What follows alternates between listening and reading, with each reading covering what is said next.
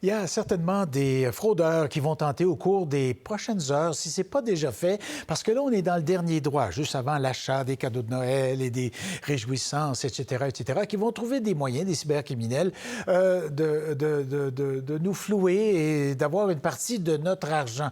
On va tout de suite en parler avec Catherine Dupont-Gagnon, cofondatrice d'un cybercitoyen, spécialiste en cybersécurité. Bonjour. Est-ce que les pirates informatiques sont plus actifs à ce temps-ci de l'année qu'à d'autres périodes? Mais c'est sûr que généralement, quand les pirates sont créatifs puis ils s'adaptent beaucoup au contexte dans lequel on est. Puis avec la folie des cadeaux, le magasinage, la dernière minute, les gens sont stressés. C'est un moment idéal. On est tous probablement un peu en train d'attendre plein de paquets qui arrivent par la poste. Donc c'est sûr qu'on a vu là, une augmentation des arnaques par SMS, là, justement, ces fausses alertes-là de «Ah, il y a un souci avec votre colis, cliquez sur le lien vite, vite pour régler ça». C'est sûr que vu qu'on est stressé, on est anxieux, on veut que ça arrive à temps, on est dans un état plus vulnérable, puis on profite.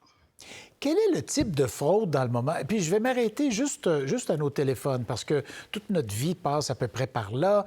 Jeunes et vieux, on a des téléphones cellulaires. Qu'est-ce que c'est la fraude la plus courante, là, dans le moment? Ce qu'on voit beaucoup en ce moment, justement, c'est des fraudes où est-ce que le pirate va se faire passer pour un transporteur de colis quelconque. Donc, on a vu FedEx, Purolator, Post Canada, peu importe. Puis, ils vont vous envoyer un message qui va vous dire qu'il y a un problème urgent à régler avec votre colis. Puis, il faut cliquer sur le lien pour justement régler le problème et recevoir le colis à temps. C'est sûr que ce qui est important, c'est de porter attention justement. Si vous voyez recevoir ce genre de message-là, ça se peut que ça soit effectivement un problème, mais cliquez pas directement sur le SMS.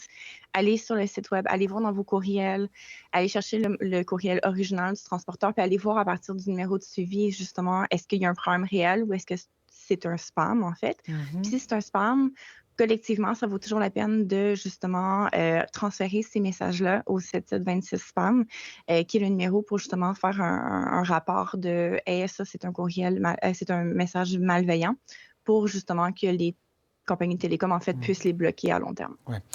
Une fois que, si par erreur, par mégarde, par ignorance, peu importe, on pèse sur ces liens-là et qu'on entre dans cet univers-là, est-ce qu'automatiquement on est fraudé? Ils vont avoir accès à quoi, par exemple? Et quels sont nos recours? Dans la plupart des cas, la tentative, en fait, ça va être d'aller chercher des mots de passe, des informations personnelles. Donc, de cliquer, oui, ça peut mener à des enjeux de sécurité, mais dans la plupart des cas, il y a une autre étape où est-ce que justement, il va y avoir cette tentative-là de «Ah, OK, rentre ton mot de passe» ou «Envoie-moi des informations personnelles». Donc, on a encore une chance d'arrêter à ce moment-là.